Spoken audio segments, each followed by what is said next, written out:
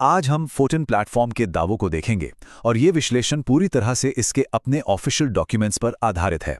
सवाल ये है कि ये काम कैसे करता है और क्या ये सच में उतना ऑटोमेटेड है जितना कहा जाता है। चलिए इसकी गहराई में चलते हैं और समझते हैं। सोचिए जरा, एक मैसेजिंग ऐप जो हम रोज इस्तेमाल करते हैं उसके अंदर ही एक फाइनेंशियल सिस्टम बना हो और वो सिस्टम ऑटोमेटेड कमाई का वादा करे। फोर्टिन का कॉन्सेप्ट बिल्कुल यही है और ये आइडिया सुनने में ही काफी दिलचस्प लगता है ना। तो सबसे बड़ा सवाल तो यही उठता है, एक ऐसा सिस्टम जिसका कोई एडमिन नहीं, कोई मैनुअल मैनेजमेंट नहीं, कोई सेंट्रल ऑफिस तक नहीं, आखिर ये चलेगा कैसे? इसी सवाल का जवाब हम इस पड़ताल में ढूंढने की कोशिश करेंगे। तो चलिए शुरू करते हैं इसके बेसिक्स से। फोर्टिन खुद को क्या बताता है? देखिए, इसके डॉक्यूमेंट्स के हिसाब से ये टॉन ब्लॉकचेन पर बना एक नेटवर्किंग प्लेटफॉर्म है और ये सीधे टेलीग्राम के इकोसिस्टम से जुड़ा हुआ है।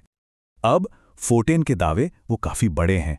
उनका कहना है कि सिस्टम पूरी तरह से कम्युनिटी ड्रिवन है, मतलब हर पार्टिसिपेंट इसके ग्रोथ को प्रभावित करता है।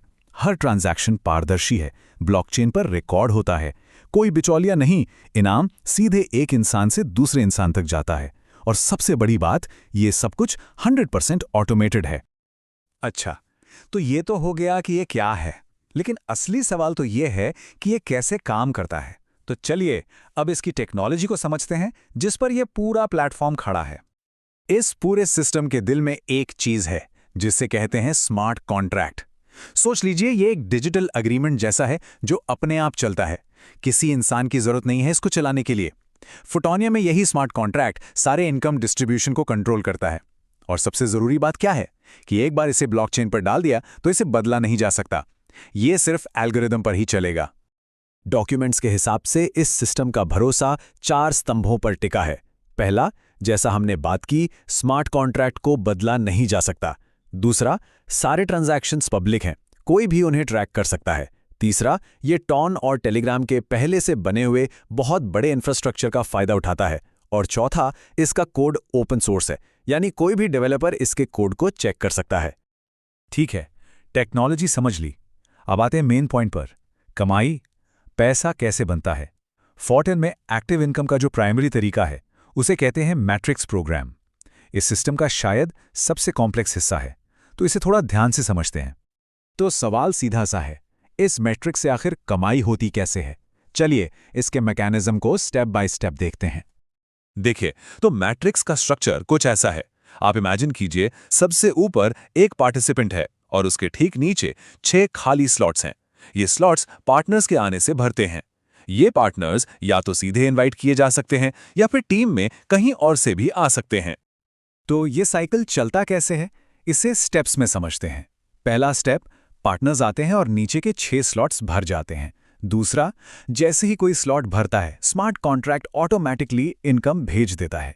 तीसरी बात, जब सारे 6 स्लॉट्स भर जाते हैं तो उसे एक साइकिल कंप्लीट माना जाता है।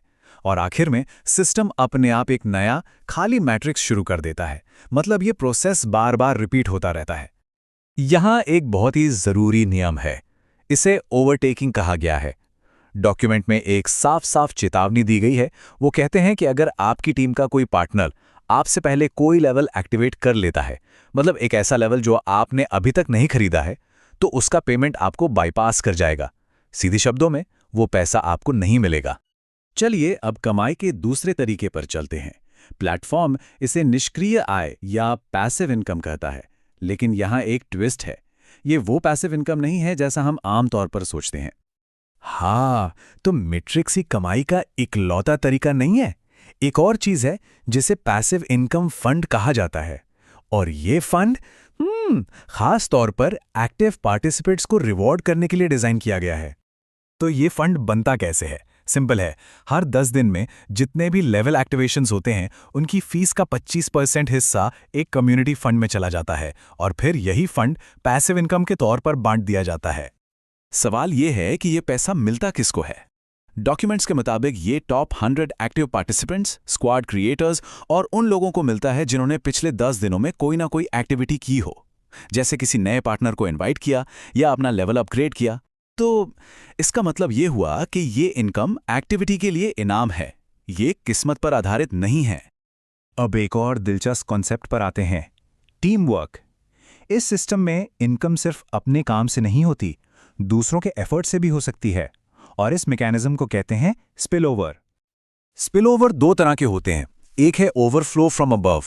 इसका मतलब है कि आपके अपलाइन यानी आपसे ऊपर जो हैं वो नए मेंबर्स लाते हैं और वो आपके मैट्रिक्स की खाली जगह में आ जाते हैं और इनकम आपको मिलती है। दूसरा है ओवरफ्लो फ्रॉम बिलो। इसमें आपने जिनको पर्सनली इनवाइट किया है, जब वो आगे अपनी टीम बनाते हैं तो उससे भी इनकम आपको आती है। तो मतलब ये पूरा खेल टीम वर्क का है। इसी टीम वर्क को और बढ़ावा देने के लिए स्क्वाड्स का कॉन्सेप्ट भी है। स्क्वाड्स आसान भाषा में 14 पार्टिसिपेंट्स की टीमें हैं जो एक साथ काम करती हैं सपोर्ट और ट्रेनिंग के लिए। और जो स्क्वाड्स बनाते हैं यानी स्क्वाड क्रिएटर्स, उन्हें सिस्टम में एक्स्ट्रा बेनिफिट्स मिलते हैं, जैसे पैसिव इनकम डिस्ट्रीब्यूशन में उन्हें प्रायोरिटी दी जाती है। अच्छा, तो अगर किसी को शुरू करना हो तो कैसे करेगा? डॉक्यूमेंट्स के हिसाब से प्रोसेस 3 स्टेप्स का है। सबसे पहले टेलीग्राम में अपना टोन वॉलेट रेडी करना है, फिर किसी पार्टनर के रेफरल लिंक से रजिस्टर करना है, और आखिर में अपने पहले पार्टनर्स को इनवाइट करना शुरू करना है ताकि मैट्रिक्स भरना शुरू हो। तो इन सब चीजों को देखने के बाद हम एक बड़े सवाल पर आके रुकते हैं। एक ऐसा सिस्टम जहां कोड ही कानून है और कम्युनिटी ही करेंसी, आखिर एक सचमुच का डिसेंट्रलाइज्ड प्लेटफॉर्म प्रैक्टिस में दिखता कैसा है? ये एक ऐसा मॉडल है जो हमारे ट्रेडिशनल फाइनेंशियल स्ट्रक्चर्स को चैलेंज करता है और हमें सोचने पर मजबूर जरूर करता है।